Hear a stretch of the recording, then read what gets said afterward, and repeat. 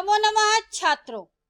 आज विद्यालय से मैं निधि श्रीवास्तव संस्कृत की इस कक्षा में एक बार फिर से आपका स्वागत करती हूँ।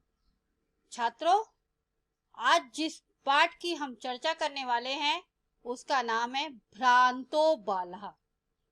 भ्रांतो बाला, उसका संधि विच्छेद करते हैं तो होता है भ्रांता प्लस बाला।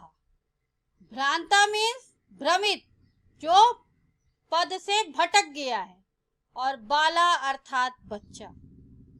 तो इस पाठ में ऐसे बालक की स्टोरी है जो अपने मार्ग से, जो अपने उद्देश्य से भटक गया है, और वो सबको क्या कर रहा है, अपने पास बुलाकर कह रहा है कि मेरे साथ खेलो। उसका जीवन का उद्देश्य उसने अपना सिर्फ खेल के लिए बना लिया है और वो अपने पद से भटक गया है, भ्रमित हो गया है। तो छात्रों, उसी स्टोरी को जानने के लिए आइए आज हम देखते हैं क्लास 9 संस्कृत षष्ठा पाठा भ्रांतो बाला का प्रथमा भाग। प्रस्तुत पाठ में छात्रों गद्यांश का हिंदी भाषा में अर्थ, शब्दार्थ, संधि विच्छेद पर हमने प्रकाश डाला हुआ है। छात्रों ध्यान से सुनिएगा। पाठ परिचय पहले पढ़ लीजिए। प्रस्तुत पाठ संस्कृत प्रौढ़ पाठावली नामक ग्रंथ से संपादित कर लिया गया है। यानी छात्रों, ये जो पाठ भ्रांतो बाला का लिया गया है, ये संस्कृत की एक ग्रंथ है, संस्कृत प्रौढ़ पाठावली, वहां से लिया गया है। इस कथा में एक ऐसे बालक का चित्रण है जिसका मन अपनी पढ़ाई की अपेक्षा खेल कूद में लगा रहता है।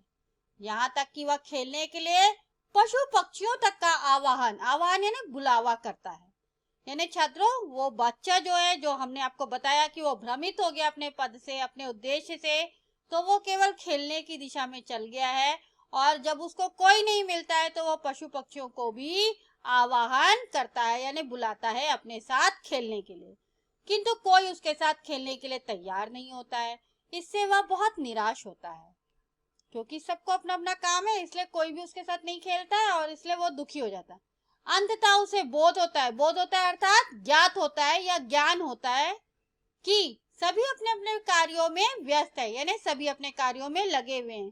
केवल वही बिना किसी काम के इधर से उधर घूमता रहता है। यानी केवल वही एक बच्चा है जिसके पास कोई काम नहीं है, इधर से उधर भटक रहा है। वह निश्चय करता है कि अब व्यर्थ में समय नहीं गवाएगा, छोड़कर अपना कार्य करेगा। तो उसने सबको जब कार्य करते देखा तो उसके मन में भी दृढ़ता आ जाती है, और वह अपने मन में निश्चय करता है कि मैं व्यर्थ में समय नहीं गवाऊंगा, केवल अपना कार्य करूंगा। तो छात्रों, स्टोरी को हम आगे बढ़ाते हुए आज की स्टोरी देखते हैं।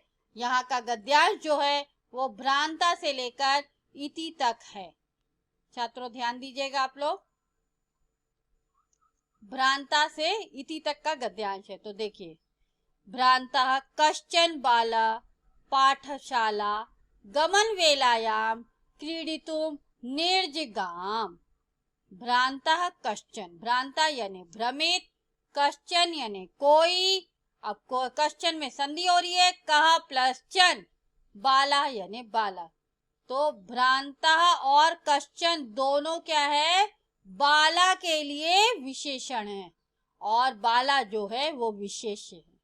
ठीक है, तो भ्रांता कश्चन बाला यानी भ्रमित कोई बालक, कश्चन यानी कोई, बाला यानी बालक, पाठशाला गमन वेलायाम यानी पाठशाला गमन यानी जाने की, वेलायाम यानी समय में, क्रीडितुम यानी खेलने के लिए, निर्जगाम यानी निकला। तो छात्रों, भ्रमित और कश्चन दोनों जो है वो बालक के लिए विशेषण है, और बालक यहाँ पर विशेष्य और साथ में कर्तृपद है, और निर्जगाम जो है वो क्रियापद है। ठीक है छात्रों, और कश्चन में संधि आपको मैंने बताई, कहा प्लस चन। तो क्या हुआ, कोई भ्रमित बालक जो पाठशाला जाने के समय में खेलने के लिए निकला है। आगे देखिए, किंतु तेन सह केलिभी कालम क्षेप्तुम तदा कोऽपि न व्यवशेषो उपलभ्यमान आसीत। किंतु तेन सह यानी उसके साथ, केलिभी यानी खेल द्वारा, कालम यानी समय, क्षेप्तुम यानी बिताने के लिए, तदा यानी तब, कोअपि संधि हो रही है कह प्लस अपि, कोई भी, ना यानी नहीं, व्यशेषु यानी मित्रों में, उपलभ्यमान यानी उपलब्ध, आसीत यानी था। तो किंतु उसके साथ खेल द्वारा समय बिताने के लिए कोई भी मित्रों में से कोई भी उपलब्ध नहीं था। ठीक है, आगे देखिए। यतस्ते सर्वे अपि पूर्वदिन पाठान् स्मृत्वा विद्यालय गमनाय त्वरमाणा बभूवुः।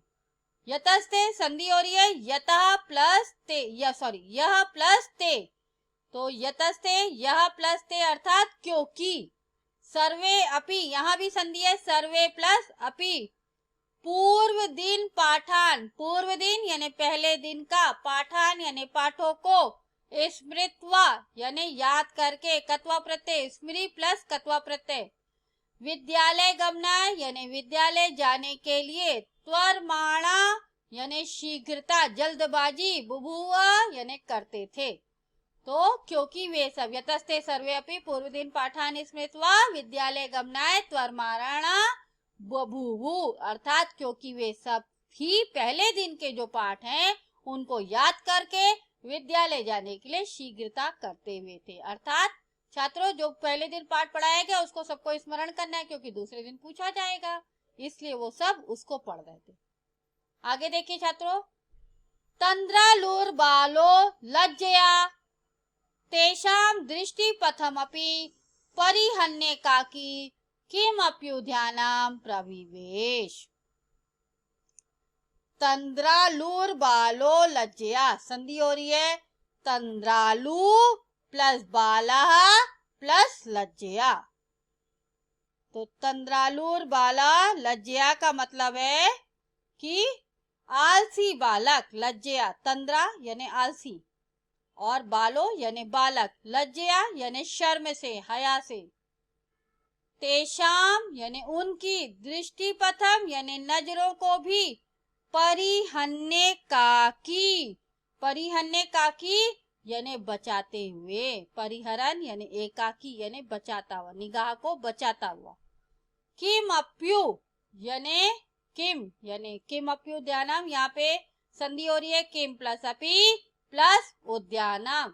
तो एकाकी, परिहरने एकाकी यानी निगाह को बचाता हुआ, एकाकी यानी अकेले, किम यानी किसी, अपि यानी भी, उद्यानम यानी बगीचे में प्रविवेश करता है। तो क्या हुआ कि तंद्रालुर बालो लज्जया तेषाम दृष्टिपथम परिहन्येकाकी किमप्युद्यानम प्रविवेश, अर्थात लज्जा से, आलसी बालक लज्जा से उनकी नजरों को बचाता हुआ अकेले ही किसी बाग में प्रवेश करता है। यहाँ पर देखिए छात्रों, तंद्रालु और बालो में लज्जया में संधि है तंद्रालु प्लस बाला प्लस लज्जया। तेषाम दृष्टिपथम में भी है दृष्टिपथम प्लस अपि। परिहन्येकाकी में भी संधि हो रही है परिहरन प्लस एकाकी। किम अप्युद्यानम में भी संधि हो रही है किम प्लस अपि प्लस उद्यानम। सॉरी, नेक्स्ट वन देखिए, सचिंतयामास वीरमन्त्वेते वराका पुस्तक दासाः। सचिंतयामास यानी वह कौन, वो आलसी बालक। चिंतयामास यानी सोचता हुआ। वीरमन्त्वेते, वीरमन्त्वेते में संधि हो रही है वीरमन्तु प्लस एते। तो एते का मीन्स है ये सब या इनको, वीरमन्तु यानी रोको, वराका यानी बेचारे, पुस्तक दासा यानी पुस्तकों के गुलामों को। तो वह सोचने लगा कि इन बेचारे पुस्तक के गुलामों को रोको। आगे देखिए छात्रों, अहम पुनरात्मानां विनोदिष्यामि। अहम यानी मैं, पुनरात्मानां संधि हो रही है पुनः प्लस आत्मानां। पुनः यानी फिर से, आत्मानां यानी अपना, विनोद यानी मजाक, हंसी मजाक, मनोरंजन, इष्यामि यानी करूंगा। तो मैं फिर अपना मजाक करूंगा। नेक्स्ट वन देखिए, ननु भूयो द्रक्ष्यामि भूयः द्रक्ष्यामि क्रुद्धस्य उपाध्यस्य मुखम। ननु यानी निश्चय ही, भूयो यानी फिर से, द्रक्ष्यामि यानी देखूंगा, क्रुद्धस्य यानी गुस्से वाले, उपाध्यस्य यानी उपाध्याय यानी गुरु के, मुखम यानी मुख को। तो यहाँ पर द्रक्ष भूयो द्रक्ष्यामि में संधि हो रही है भूयः प्लस द्रक्ष्यामि। तो ननु भूयो द्रक्ष्यामि यानी निश्चय ही फिर देखेंगे, गुस्से के, क्रुद्धस्य उपाध्यस्य यानी गुस्से से, गुस्से के मुंह वाला कौन, गुरु को देखेंगे। तो क्या बोल रहा है कि निश्चय ही फिर क्रोधित गुरु का मुंह देखूंगा। आगे देखिए, संत्वेते निष्कुटवासीन एव प्राणिनो मम व्यस्या इति। संत्वेते संधि हो रही है संतु प्लस एते। संतु यानी है या थे, एते यानी ये सब। निष्कुटवासीन यानी वृक्ष की पेड़ में रहने वाले, कोटर में रहने, कुट निष्कुट यानी कोटर, वासीन यानी रहने वाले, तो वृक्ष के कोटर में रहने वाले। प्राणिनो यानी प्राणी, मम यानी मेरे, मित्र वैस्या यानी मित्र, इति यानी ऐसे। तो यहाँ पर संधि देखिए, संत्वेते में है संतु प्लस एते, प्राणिनो मम में है प्राणिना प्लस मम, व्यस्या इति में भी है व्यस्याः प्लस इति। तो इसका क्या हुआ छात्रों, ये संत्वेते यानी संतु, एते यानी ये सब, निष्कुटवासिनी यानी वृक्ष के कोटर में रहने वाले, एव यानी ही, प्राणिनो यानी प्राणी, मम यानी मेरे, व्यस्या इति यानी मित्र ही हैं, ऐसा। तो वो क्या सोचता है कि ये सब वृक्ष की कोटर में रहने वाले प्राणी ही मेरे मित्र है। तो छात्रों, ये गद्यांश यहाँ पर समाप्त होता है। आज के इस गद्यांश में आपने भ्रमित बालक की स्टोरी पढ़ी, जिसमें एक बच्चा खेल कूद में अपना समय गवाता है, जिसकी वजह से वो पाठशाला जाने से अपने मन को रोक लेता है और वो पाठशाला जाने के समय में खेलने के लिए निकल जाता है, परंतु कोई भी उसके साथ समय बिताने को तैयार नहीं है।